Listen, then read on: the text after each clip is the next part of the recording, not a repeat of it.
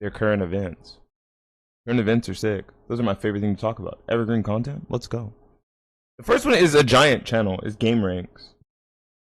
It's Game Ranks. This video game trend is killing single player games, and I'm certain that it's because I don't really think I'm gonna preface this if this is about live service. I can't think of what else would be killing single player games. If this is about live service games, live service probably almost never belongs in single player games for the most part, right? It's not really something that needs to be in a single player game for its experience to be the best possible. You look at a game like The Last of Us, not a single player game, not live service, amazing, very well regarded game. The Gears of War games, for the most part, they're well regarded games. They have a beautiful single player, like gripping, telling story, right? Gripping. You could even look at the old Halo campaigns. Probably not, because Halo is very much so more focused on the multiplayer aspect. You could look at a game like the Tomb Raider game, Shadow of the Tomb Raider, Rise of the Tomb Raider. Some of the most critically acclaimed single-player games of the PS3/early PS4 generation. Not live service, right? But I don't want to inherently blame live service for the problems of single-player games. Let's say they just made a bad single-player game and threw live service elements in it. Everyone's going to say it sucked. Say they made a really good single-player game and threw some live service elements in it.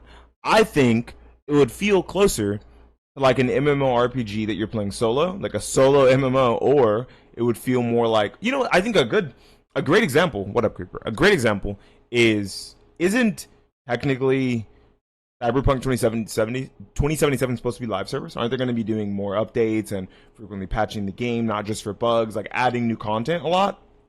If so, Cyberpunk 2077 has already turned itself around, and to a lot of people who still play it, it's a great game. No, Cyberpunk is done? Okay, well, Cyberpunk's not a live service game. I can't use that as an example. Thanks, Creeper. All right, let's watch the video, because I'm certain that it's about live service.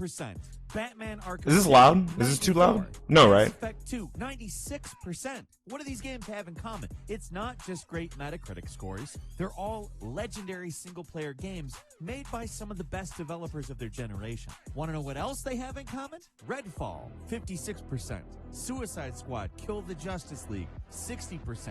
Anthem, 59%. All the most recent games from their respective developers, all critical and commercial flops. So the first thing I want to get into is people can be great 10 years ago and be shit now. I just want to go ahead and point that out real quick, because he's showing 3 examples of games from studios who had bangers in the PS3 era, and now they're producing shit in the PS5 generation. You remember when EA used to be one of the greatest fucking game developers ever, and now they're like a really shitty, like very greedy, obnoxious game developer? Yeah, Ubisoft, another great example. Do you remember LucasArts Entertainment? They made like all the best MMOs and a bunch of like really cool single player PC games, like Day of the Tentacle. What happened to them? Where'd they go? Oh, they got fucking bought out, and now they're dead. You can go from great to doing absolute garbage. It's just a part of the industry. Blizzard is another good example, right? Blizzard had Warcraft, Warcraft 2, StarCraft, Diablo 2, World of Warcraft, and then it all started going downhill from there, right? I think also StarCraft 2, right? Or Defense of the Ancients, Brood Wars. Like, they had all those just banger after banger after banger. They were fucking crushing the games industry. They were proving time and time again that they were the best, and you could not fuck with Blizzard. What do they do now? Overwatch 2, World of Warcraft Classic, because their community cried for WoW Classic. What do they do now? And all live service games. So what happened? How could respected names like Ark... At least we stopped Rockstar? Yeah, because okay, so the thing about Rockstar is they produce a game every like 15 to 20 years. But when they do now, they make sure that it's a hit, and I love that. I would rather have them produce... Like, to be honest, I really wanted... a GTA 5 like right at the start, the PS5 generation, so it would come to PC like 2 years later. It's not going to come to PC day in with the PS5 and the Xbox, right? So we're going to be waiting until like 2030 for some fucking GTA 6, which sucks dick. But they're taking their time with the game. They're producing the project that they want, and it always comes out good. Like, People said that like GTA 4 was kind of mid, but it was still a really good GTA 4. Like it was still one of the best games of that generation was GTA 4. GTA 4, GTA 5, GTA 3, San Andreas, Liberty City, Vice City. Like these were all really good games. They're making bigger, more evergreen projects instead of making these smaller reeled-in ones and like making multiple within a console generation now, which is fine, but they're still doing it. They were doing it 20 years ago. What's the difference between them doing that 20, 25 years ago and Arcane Studios and BioWare making shit games now? Is it live service or is it that they're making shitty games? Kane Austin, Rocksteady, and BioWare. Oh, Rocksteady, that was the other one. This reviled. Hi, folks, it's Falcon, and in a word, it's live services. Instead of focusing on the single-player games that we're so good at, these developers were led astray by the promise of guaranteed profit. But as we figured out in 2024, there are no guarantees in the games industry. Right now, it seems like all... You can't even mention Hi-Fi Rush in this argument because Hi-Fi Rush was not a live service game. Hi-Fi Rush was a full... You know what's funny? If anything, these single-player studios seeing Hi-Fi Rush, a critically acclaimed game, getting shut down because it didn't reach, like, sales standards, surely, they're more likely to make a live service game because if they make a single-player game, and it doesn't matter how good it is, if it doesn't sell well, then you're going to get fucking shut down.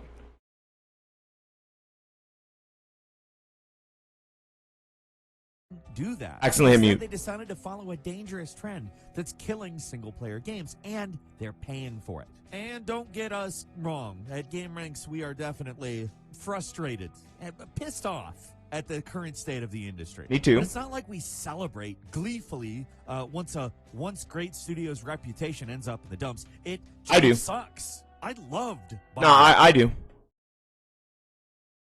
Good riddance. If you're not doing right by the community anymore, if you're not doing right by the games industry anymore, and you're making worse games, good riddance, get rid of you. I'm not like if you don't want to make the redemption story happen, bro, I'm actively a hater and rooting against you now. Maybe not the developers on the team because the developers want to do a certain thing, but the higher ups and the publisher that are forcing these bad decisions that are making the game come out poorly.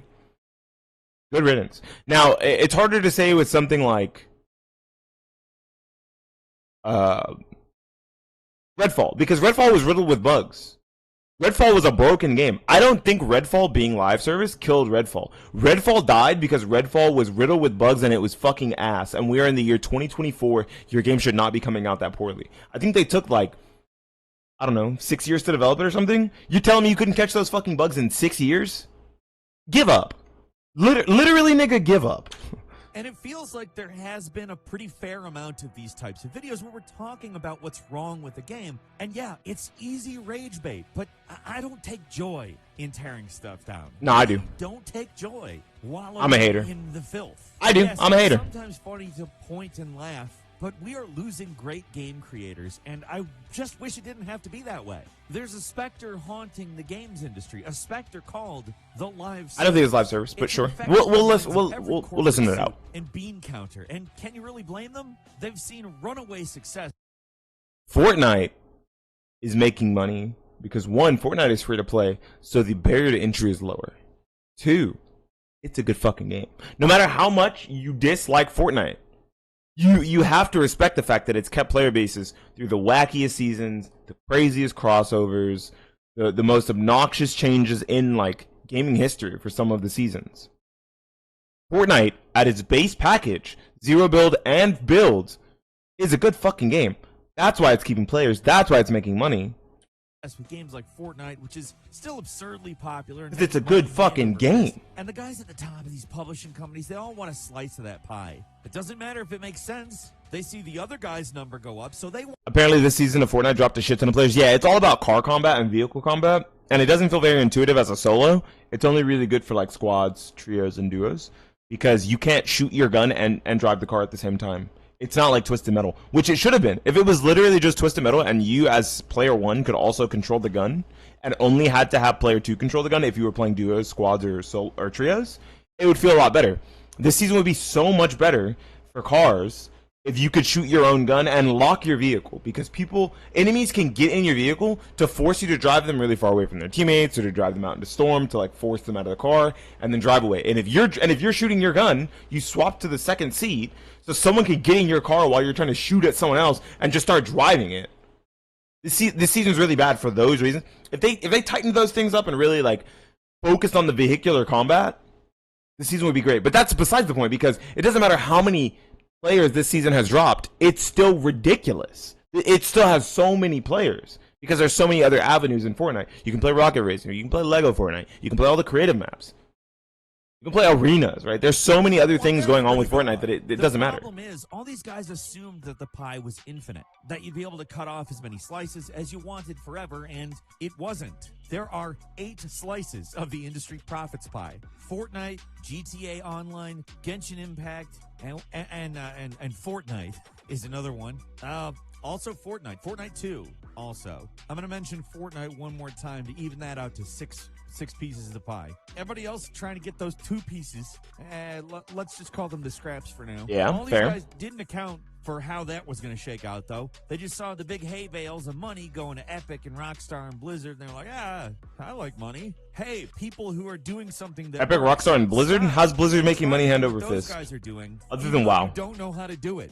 I mean, at the end of the day, the purpose of a business is to generate a profit, after all. Especially if you're a publicly traded company, and a lot of these companies are. The dirty little secret of the games industry is that success is never guaranteed, though, and there's no simple formula for making a profit. There's just too many random factors that come into play, whether a game is successful or not. But screw that. Well, I'll set all the corporate executives who clearly don't understand, let alone love, video games. In their minds, the real secret to success is to find somebody who's successful and copy them around. Which on Okay, no. Hold on. Hear me out.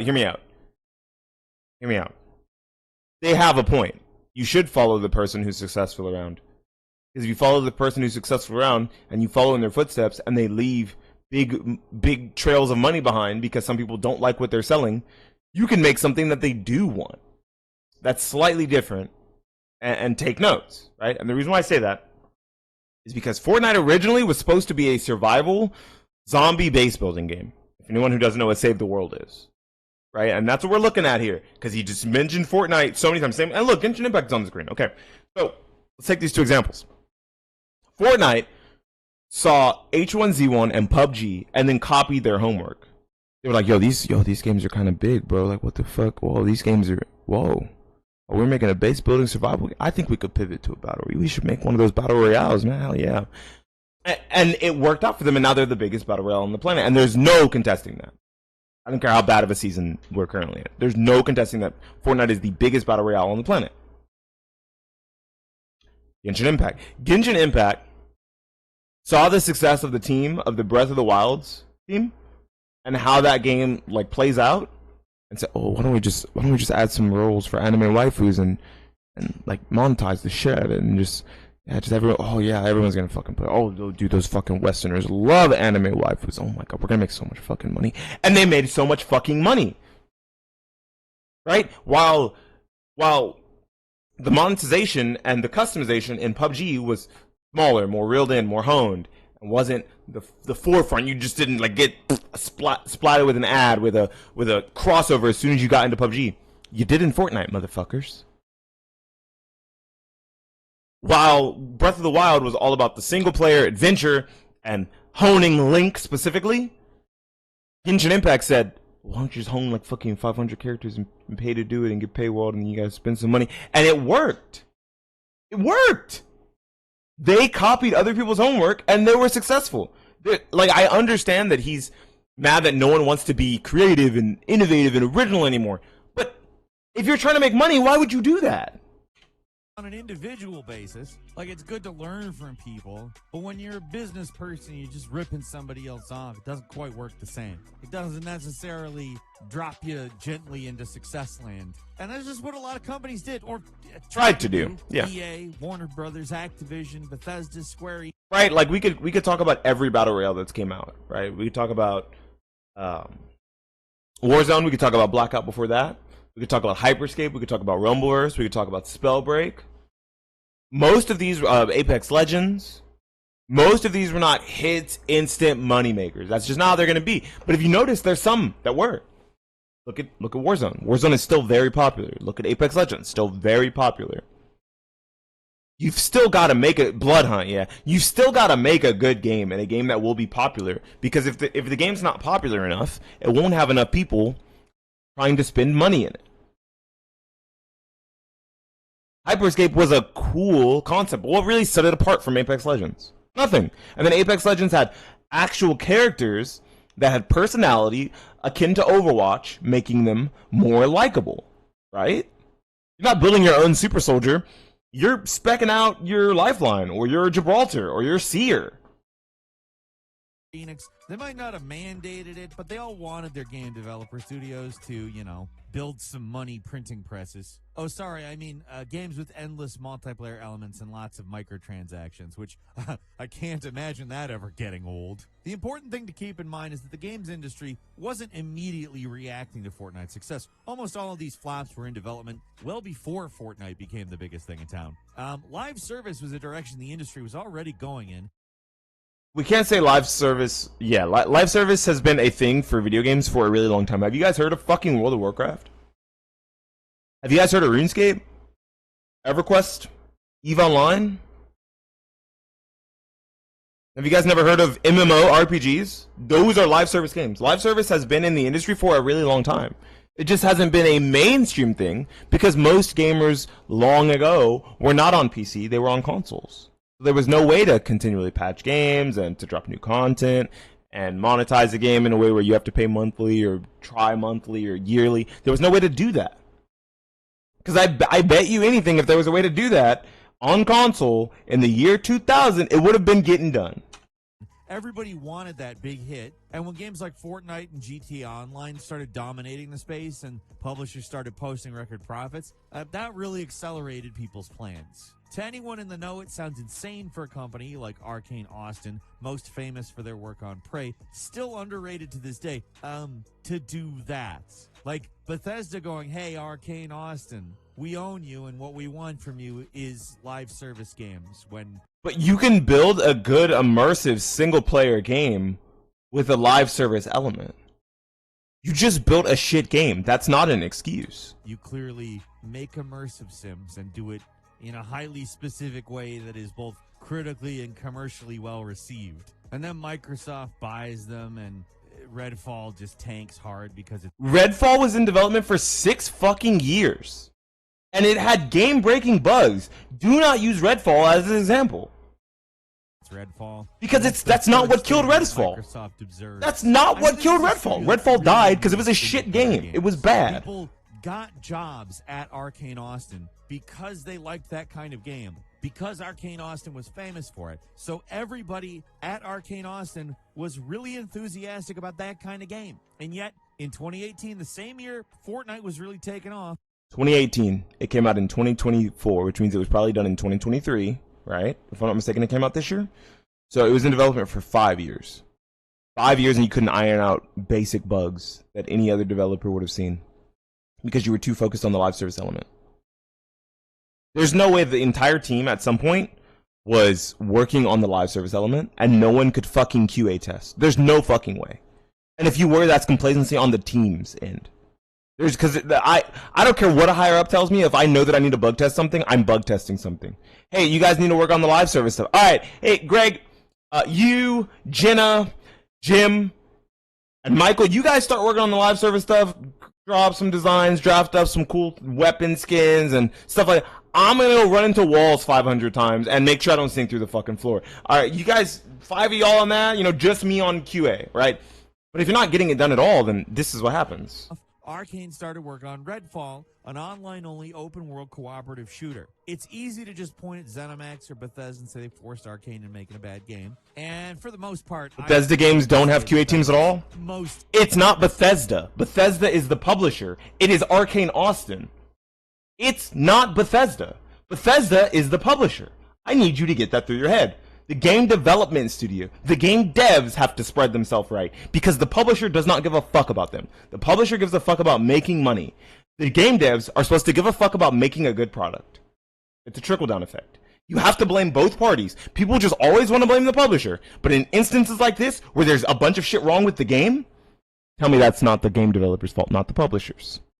Of the problem, particularly with this one. That being said, devs are perfectly capable of making bad decisions on their own. Thank you. Orders don't always come from the Thank top. you. When ZeniMax wanted more microtransactions, Doom Eternal did it by shuffling all that stuff off to the multiplayer mode. Thank you. The game still had a robust single player Thank you. component, though. So why are we trying to say that Redfall failed because they did single player and multiplayer like customization wrong when they had a perfectly good template to fucking follow and they didn't do it? How is that live services fault? Regardless of whose fault it is, Arcane making Redfall proved to be a terrible idea. Yeah, it was. Right from the start, the project lacked direction and enthusiasm for pretty much everybody involved. And according to reports, no one at Arcane wanted to make it. And you can just see that in the buggy, half-baked final product. Thank you. Sources said the whole project was such a boondoggle that many in the company secretly hoped Microsoft would simply cancel the game after the acquisition. And as much as people used to praise Microsoft's hands-on approach with their studios, they probably should have canceled that game. I think it probably would have been better for everybody because they would have stopped sinking money into it and Arcane Austin would still exist. I mean, not that it really matters anyway, because it's estimated that around 70% of the staff that worked on Prey left the studio by the time Redfall actually shipped. Yeah, The they were like, "Oh, we're so outta hard here." to the people who wanted to be at Arcane that they just quit rather than deal with it. Like, they're obviously talented people. It'll be harder for them to bounce back somewhere. First of all, Arcane's not an extension because Arcane is no longer a thing. Arcane is gone. Arcane got shut down. First of all. Secondly, no, Bethesda and Todd Howard had nothing to do with the game outside of publishing it. They let the Arcane Austin team handle it. So they have QA. They just didn't want to make the game and didn't care enough, and the morale was so low that they probably didn't test it. That's actually more likely what happened. As they were like, yeah, I mean, we really want Microsoft to cancel it. We're just gonna put it out there and hope it sucks, and we're leaving this company. Like, that's what happened. It has nothing to do with the fact that it was live service. But it's not like they're no-talent hacks. They will be able to find work. So why not leave? If you're going to be stuck working on something that just you don't want to work on to wake up every day, why stay there? And, you know, because of this, Arcane Austin also struggled to fill empty positions because I don't know how you get people who are like really excited about working in live service games at Arcane Austin, the developer famous for immersive sims. Like, if you say to me, there's a position open at Arcane Austin, I'm like, oh, really? Yeah, they're making a live service game. Oh, well, I'm not going to apply for that. That's how my brain would work if I were them. And live service... Can we be honest? A live service game? Can we be honest? A live service game will keep developers employed longer than single player games. Because if you can make a money pit, if you can make an infinite money glitch, you are making money long enough that you will be employed, kind of like a TV show actor, right? TV show actors get paid less than movie actors for the most part. It's a thing, right? You could look it up yourself. I'm not gonna fucking do it. But TV show actors more than likely get paid less than movie stars, especially A-list movie stars. But they have a consistent flow of revenue. They have a consistent flow. They have a paycheck. They're living paycheck to paycheck. A movie star gets a big lump sum of cash, says, "Hey, make this movie," and then he's out of work or she's out of work for the next year or 2 years if they cannot find another role. Moreover, if they're in too many bad movies and they can't find roles anymore because, well, people think that they're untrustworthy with roles, then now they're no longer making money. If you are on 6 single-player projects that all get low critical acclaim or low sales, and you try to apply at a studio, they're going to be like, okay, maybe we don't want to hire this guy. Maybe he doesn't really know what he's doing when it comes to, like, game design. But if you work on a live service game for 8 years or 6 years, and that game is booming and makes a lot of money, but you were just ready to move on to something else in the industry, they're going to be like, whoa, this guy, like, was a part of a team that kept the live service game alive for 6 years, for 8 years. Wow, that's really good. Like, this guy's got a lot of creative juices flowing. He can move with the times, maybe help patch culture. Like, there's a lot more assets that you gain by working on a live service game. Service games are the problem, but they're not the full problem. It's possible for a live service game to be good. Thank you. Look at Helldivers. Shows us that in space. Thank you. The problem here is forcing single-player devs who are not interested or straight up don't know how to make live service games. You hire in a portion of team work on the live service element and to teach the single player gamers, the single player developers, how to think critically about live service. As a game developer, it doesn't matter if you want to make a multiplayer only game. It doesn't matter if you want to make a single player only game. It doesn't matter if you want to make a live service game, a card game, a shooting game, an action game, a platformer. You should probably understand enough about each other part of the industry so that if someone brings up to you a point or a question about a certain type of game, you can at least think about it critically. Because your job is game design. Your job title does not say single player game designer, no, non-live service game designer. That's not what your fucking job title says. Think about that.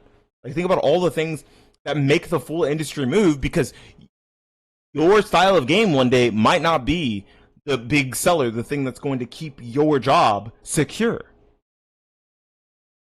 Games, that's the problem. That's the biggest, most glaring problem, I think. Even more so than the idea that a live service game exists. No type of game is automatically good or bad. Correct. But it is automatically bad to try to get somebody who doesn't know what they're doing or doesn't want to do something to try to do the thing, because that thing is going to suck. Like, you'd run into this issue with genre changes anyway. Like, imagine taking a Battlefield team at DICE and saying, hey, make Baldur's Gate 4, please. Yeah, they would have to learn so much. They would have to learn so much before it becomes a good game. Yes, correct. Guys, not systematic RPG guys. The drive and the knowledge just isn't there. And let's okay, but the harder part about that is, he's making an apples to oranges comparison. He's saying that you're taking a single player team and you're making them make a live service game. And then he's comparing it to, you're taking a shooting game guy, and then you're making him make an RPG. A turn-based RPG at that, right? I don't think that that's the same thing. Because you can make a single-player game, and then just make a cash shop, like an item shop. And make new quests and content that come out every couple of months, which would make it live service, right? Like, I don't think it takes that much more to start putting in live service elements to a single player game than it does swapping genre completely. Yeah, none of those things are mutually exclusive either. That's what I'm saying. Like, saying that DICE, who make shooting games, making Baldur's Gate, would fuck it up. Yeah, probably true. Guys who make single player games need to add more quests, add more cosmetics, and add a cash shop. If they're gonna fuck it up, how does that doesn't make any sense to me. Say that they're excited about it. That could be a project. Like, yeah, maybe they're not fucking pogging out. They're not like, oh, poggers, but like over again. And what we've come to learn, you're not learning everything over again, figuring out how to add monetization to your game. I don't think that's the same thing. This point is really bad. In the past few years is that making live service games is hard. For them. Even developers who have successfully done it, like Bungie, they struggle to remain profitable. Destiny 2 is a game characterized by crisis. It's a game that always seems... Bungie made single-player and multiplayer-focused games without ever making anything live service, and then they made Destiny 1 and 2 and hit a cash cow and discovered an infinite money glitch. And now they have a part of the team that understands enough about live service. You know what I mean? You see what I'm saying? Bungie was not a live service game. Bungie made Halo 1, 2, 3, ODST, and I don't know if they made 4. I can't remember. I won't lie. I don't think they made 4. Think Halo's gonna move over to PlayStation? I hope so eventually. Because they're doing that thing where they're just like, yeah, who cares? Like, we want everyone to be able to play our games. I hope so. There's times when things are terrible and no one is happy with Destiny 2. Like with Lightfall. I mean, in general, Destiny 2's been a success, but you'd never know it from the community at times. The problem with the vocal minority community for every game is gonna make it seem like the game sucks. Tekken 8 is probably pretty good. Like, it's not that bad. But if you look at the vocal community, if you go to like Twitter or you go to Reddit or you go to Facebook or YouTube, it looks like everyone's just shitting on the game. But it doesn't. Like, the game is profitable. I thought Halo 1 through 3 and such was 343, and then everything onwards was Bungie. No, Bungie made 1 through 3, and then 343 took over after. That's why Bungie's not on Halo anymore, because 343 took over. What do you mean? Live service game is they require a constant stream of updates. Yeah, you had it backwards. And that means they need a constant stream. 343 started Halo 4. That's what I had thought. Thank you. Done with them ever. And it's a delicate balance. You have to be satisfying, but not quite satisfying enough to be done. I think something that people will say about live service games, especially for single player, is that they'll drip feed you content, which might be true and is really obnoxious, right? Like, they have a roadmap for the game all planned out. They want to build that game, but they want to build it in a way where with the base game, with the $70 purchases, $60 purchase, or GTA 6 like $100 purchase, whatever it's going to be.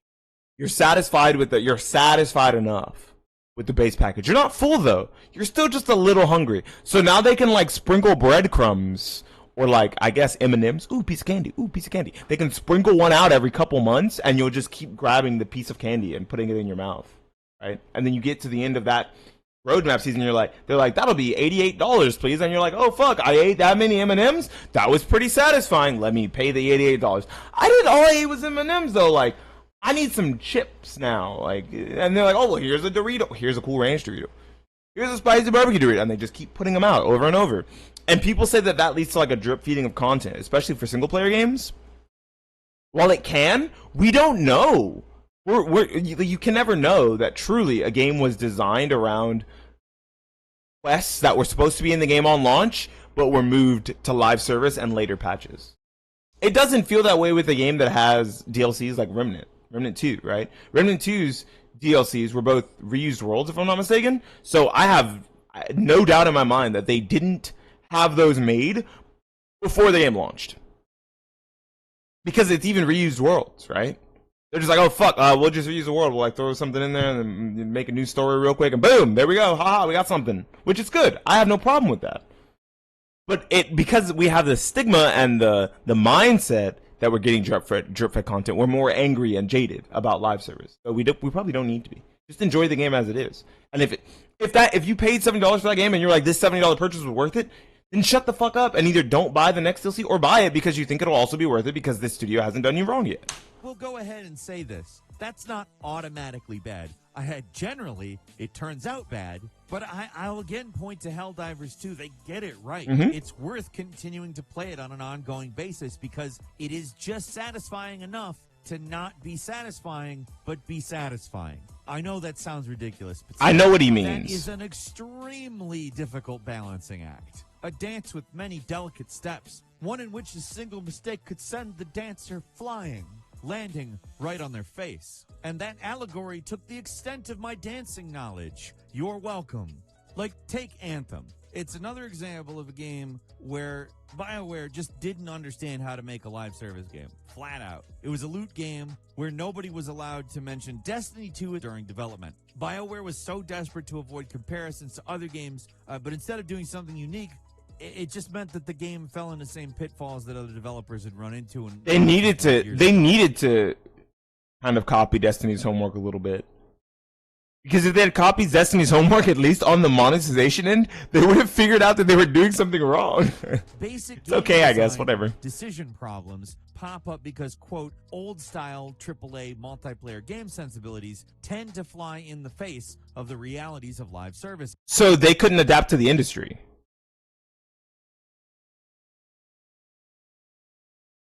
So they couldn't. What you're saying is the developers couldn't adapt to the changing industry, and it's live services' fault. Okay, dribbling has now been added to basketball. Old basketball players quit because they can't adapt to dribbling. A shot clock has now been added to basketball. Old basketball players can't adapt to the shot clock. The shot clock is the problem with basketball. Think about how much fucking sense that makes. And yes, there was at some point, dribbling did not exist in basketball, a shot clock did not exist in basketball, goaltending rules did not exist in basketball. Those things, there was no three-point line at some point in basketball. All those things existed. And they changed the game fundamentally. And now players have adapted to them, and they're normal and integral parts of the game.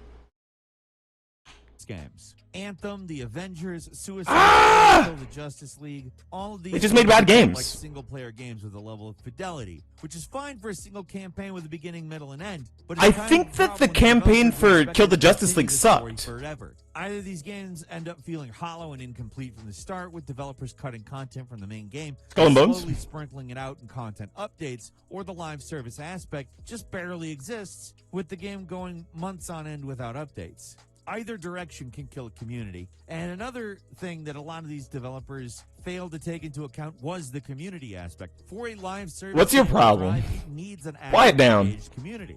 See if these are so much better than slow modes? Yeah, I hear that a lot, actually. Responsible for 60 to 70% of the revenue in every game. Yep. But Correct. without the community, without the people there, the whales have nothing to do. Mhm. It's something that executives just flat out don't. Okay, so the way it works is because a whale is paying your way, just so you know, the whales pay for like 60-ish% of like all monetization in live service games. Whether that be this is true of MMOs, this is true of card games like Magic the Gathering Arena, Yu-Gi-Oh! Master Duel. This is true of Fortnite, of Warzone, right? They buy all the cosmetics, or they buy almost all the cosmetics. They buy all the battle passes. Like, they buy them. They don't even use the V-Bucks or the free gems that they got or whatever. They buy all the characters or skins. They buy as many expansions as possible. That motherfucker spends thousands of dollars on the game so you can spend 30. But if you're not there spending that 30, they feel less justified in their purchase. It's like a psychology thing. They feel less justified in their purchases because no one is there to see what they've bought.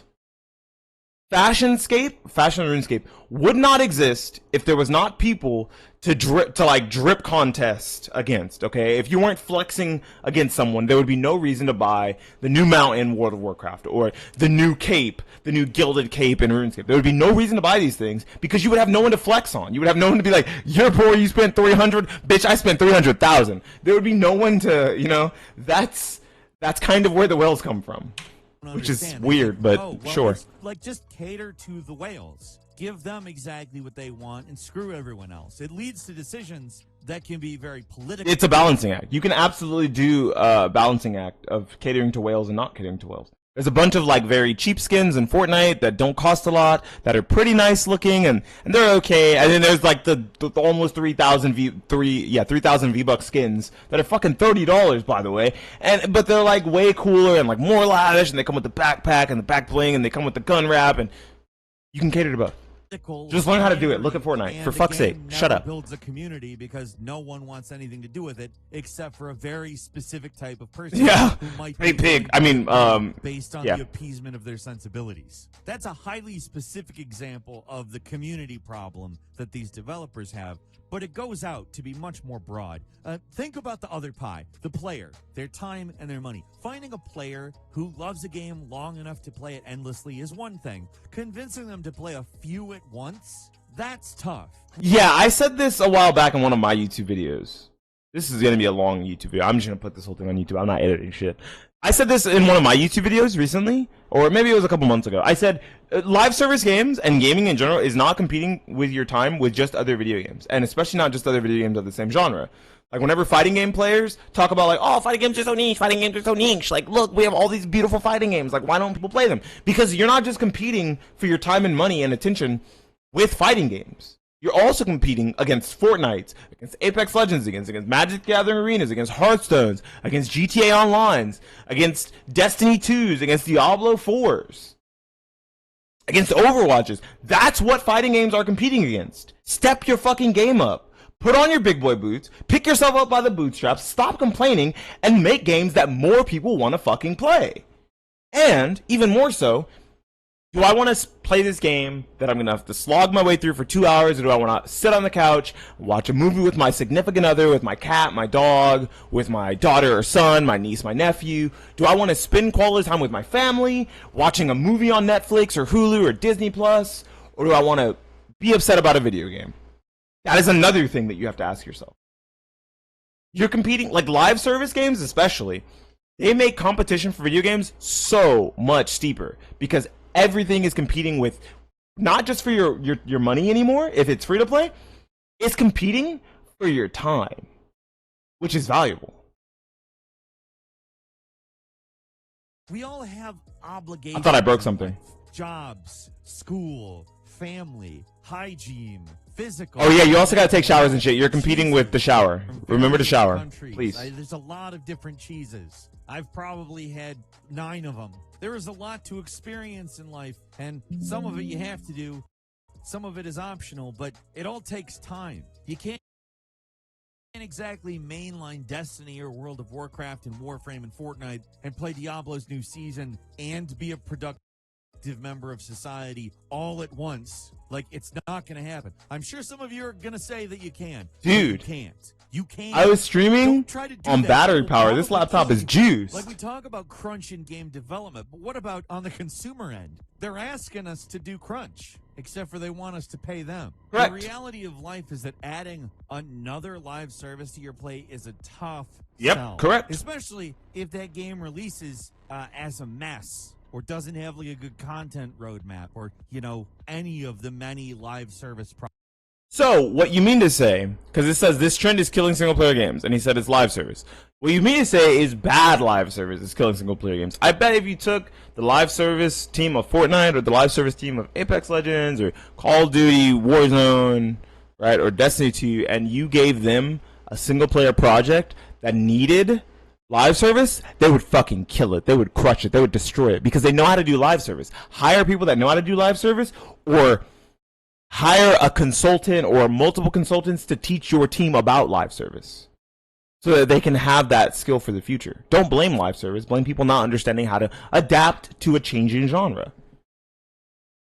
Problems we've talked about over the last Helmet to helmet few years. contact Like was in a thing Redfall in and football a long I'm time ago. kinda Now it's not. glad Adapt to the that. arcane in some of the Do it. Goldeneye Adapt to it. or in Shut the Suicide fuck up and Squad, the roots adapt. of the Rocksteady we all know and love in certain set pieces. But with these games, their unique vision was sacrificed to chase a trend. It didn't When need to you be. try to please everyone, you can end up pleasing No one. In Yeah. fact, it's much more likely than pleasing everyone. Make your game and then build the live service after. Again, there are good live service. There are, games, exactly. Even ones with solid Single-player components. Like take GTA Thank you. Online. GTA 5 is still there. It's playable, and the modes are completely separate and don't interfere with each other. It's kind of a drag that Rockstar gave up on some pretty amazing sounding DLCs starring Trevor as a secret agent for the single-player game, and instead dedicated all their time to GTA Online, but the core game is still there, and it's still excellent. The same seems like it's going to be true for GTA 6. It seems like they're following that mode. Mhm. Even if the single-player game turns out being a loss leader to get people in the door for GTA Online 2. 2,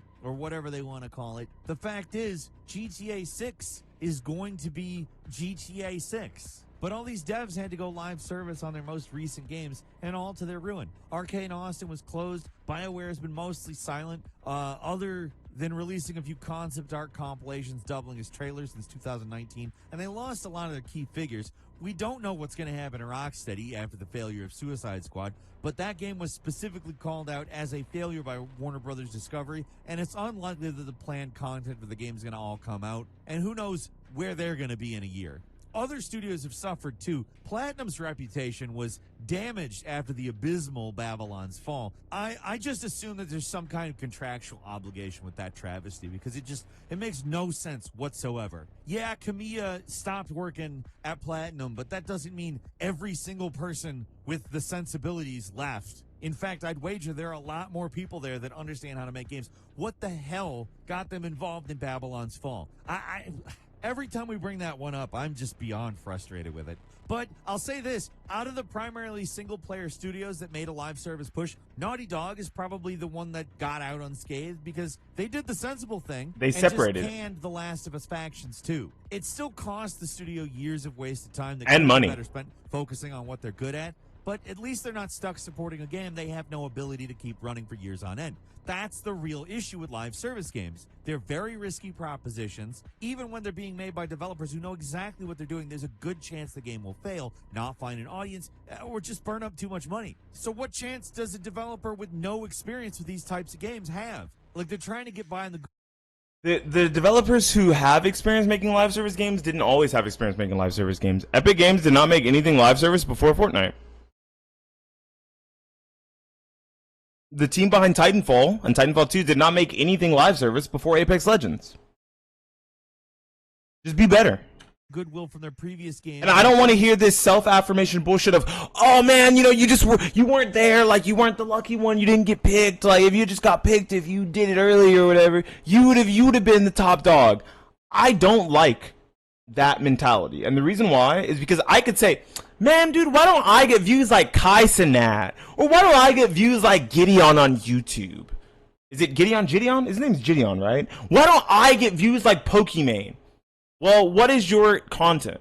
I booted up and I played Tekken for 4 hours, and I said that the game sucked, and I turned it off. Wow, interesting and riveting content. Yeah, okay. Status, but that's just Look inward, motherfucker. Like, we're always the problem for why we don't have large audiences.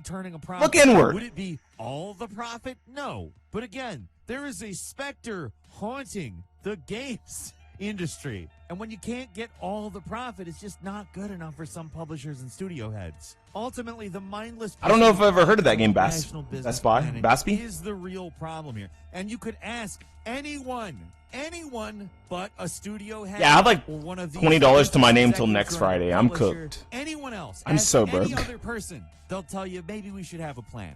But for them, there is no plan. The live service game is basically like oil in them dar hills. We don't have a plan. We're just going to set a bunch of people loose with pickaxes and hope somebody comes back with oil or gold or diamonds or something. Whatever. It's whatever's worth money. Just bring it back. No. I think what the bigger deal, the issue is, what you're supposed to do is you're supposed to build a solid core game plan for a game. Whether it be a multiplayer game or a single player game or a game with a single player focus on a small multiplayer element, and then figure out how to monetize it, where to monetize it, and how far the monetization cog goes. Yeah, imagine if Brink was a live service game. That'd have been nice. That's what I'm saying. Like, I think Brink was a solid enough. Some people didn't like Brink. I actually liked it. It was like slated. There wasn't enough content. Now imagine if Brink was a live service game. They got new maps, new gameplay modes, new costumes, characters, and skins, and gun wraps over time. That could have been built out to be the next Team Fortress 2. But instead, it was a single player focus. It was like a single player game with a small multiplayer element. And the multiplayer element was basically just locked to the single player, and they never got away from that. They never made the missions, the game modes, their own, right? They just made missions. At some point, they needed to make missions. I mean, game modes, or like basic capture the flag, defend the point, team deathmatch, push the payload. They needed to, at some point, just make those as standard game modes, not part of the core single-player map experience. What about games with high replay value? Games with high replay value are also fine for monetization like that, but you have to make sure that you're making a good base product first. The problem is the studios or the publishers, whether it be the game dev studio or the publisher, they get told, you need to make a live service game, so maybe they focus on the live service first and then build out from there, instead of working on the game ground up first and then bringing in the live service to suit it, to cater to it. Live service should be a spice to an already good gaming dish, right? You don't take Kraft macaroni and cheese is fucking good. Let me not. Hold on. You don't take dollar store instant ramen, right? And then add fucking brisket and parsley and grilled and like green onion and like spices to it. You take high quality, real noodles, ramen, even just a real pasta, and then you add in the steak and the bacon and the spices and the veggies, right? Your base package should not be fucking $10, should not be $1 instant ramen. That is not what your base package should be. And that's the problem, is they take a base package that's $1 instant ramen, and then they add in all of the live service and hope that makes a beautiful ghetto, they hope that makes like a beautiful ghetto stew, and that's not what you want to do. I'd put some onions in my dollar store noodles. Shut up. Using people's talents and skills that have been established to make things that people want. And again, I realize that it's easy that made me to laugh. take a big old dump on live service games, and I will continue to do that. I gotta struggle. I'm doing it with clear sinuses. The industry feels like it's in a free fall, but the thing is, it's not true everywhere. Over in Japan, Capcom has enjoyed its 7th straight year of... You're gonna tell me that Street Fighter 6 isn't a live service game? They have costumes, they have a battle pass, they have sellable characters as DLC that add more content to the single player mode, i.e. World Tour. You're gonna tell me that this is not a live service game? It is a live service game. It's just the base package of Street Fighter 6 by itself is a good single player and multiplayer focused game. And they sprinkled live service elements on top. Learn how to do it. Don't blame live service. Make live service work for you. record profits. And they've been putting out a solid mix of live service and single-player games. Nintendo doing the same thing by sticking. Nintendo's an anomaly. What they know how to do. I'm convinced Nintendo's an anomaly. Out the window because they see something shiny. If you want bad live service, play Street Fighter 5, yeah. Other publishers and developers are doing, though, when they're trying to make something that they just don't know how to do. It's a risky business to make games. There's always going to be backfires, even when you're rationally planning things, and the result is killing or damaging the reputation of these great studios that some of the best single-player games ever have come out of. Looking back on this whole thing, these studios would have been better off just going to... I bet you a game with like infinite replayability like Dark Souls would go so fucking hard as a live service game. I bet you anything. If they made a Dark Souls online where it's an online full world like an Elden Ring single player world, and they made it a little bit bigger, scaled it up, took like 10 years to make it, 5 years to make it, like 8 to 10 years to make it, had a bunch of like boss locations and good loot, and maybe added like one additional system, like a crafting system or something, made it feel more like an MMO, I bet you that shit would go so fucking hard. I bet you everyone would be on. I don't even like Dark Souls, and I'm telling you right now, if they did a Dark Souls live service game and made it work properly, so many people would be on that shit. Casino and putting the budgets of these games on black, they could have turned a profit. A lot of this was just short-term thinking and trend chasing. I wish I could say the industry is finally starting to learn its lesson after the latest high-profile service game failure, but no. After admitting that Suicide Squad Kill the Justice League was an utter failure, what was Warner Brothers Discovery's takeaway from the whole thing? To double down on live service games, of course. Even though their most popular game, their most profitable game, probably the biggest success they've had in years was, Hogwarts Legacy. Hogwarts Legacy, yeah. An entirely single-player game. They made a crap ton of money off of that. And after a live service failure, they're like, well, single-player games. Am I right? Make another live service game. I bet you if they made a Hogwarts Online, that shit would go so hard and everyone would play it. I bet you if they just took the base package of Hogwarts Legacy and made an online expansion of it, like Red Dead Online or like GTA Online, that would be their fucking cash cow. If there's one thing you can count on in the games industry, it's that these big corporations will make dumb as hell decisions. But let me stop, because I don't know what the fuck I'm talking about. Live service is killing gaming. Put all your money on the big corporations making dumb as hell decisions. That's not random. Reaper, shut the fuck up. If somebody gives you 30 to 1 odds on that, you take I can't say Expelliarmus in that, all right? That's all I got for you today. Leave us a comment. Let us know what you think. If you like this video, click like. If you're not subscribed, now's a great time to do so. We upload brand new videos every day of the week. Best way to see them first is, of course, a subscription, so click subscribe. Don't forget to enable notifications. I'm letting him do all the thing. Thank you very much for watching this video. I'm Falcon. You can follow me on Twitter, Falcon the Hero. We'll see you next time right here on Game Ranks. Okay, so this was only a 20-minute video, but it took me 50 minutes to get through because there was a lot of stuff that I disagreed with. The video was put together very well, right? And a lot of the things that he mentioned as problems, he later on talked about that they're not always the core issue, right? That live service is bad, but it's not always bad. You can make live service good. We're trend chasing's not bad, but you have to do it right. Like that, a lot of that happened in the video, so it's kind of hard to follow exactly what his point was. We know that his point was that live service is bad. We know that, but I don't know. Like the game is fine if it's a good single player or a good multiplayer package without the live service elements, and then if you sprinkle them on top. Because look at Capcom, they made a mix, like you said, they made a mix of single player and live service games. Maybe don't go all in on live service. That's not a live service issue. That's a publisher mindset issue. That is not live service's fault that publishers don't know how to handle themselves and want to always just create infinite money glitches. If you are a publisher and you get a game studio to make one game and it's live service, you can't 2 years later make another game and then make it live service, because people are probably still on that other game that you're trying to create content and make a living, breathing world out of. That is why Capcom doesn't make every single one of their games live service. Capcom has big single player hits like Resident Evil and Monster Hunter, which is also kind of, they have DLCs, but it's not really live service.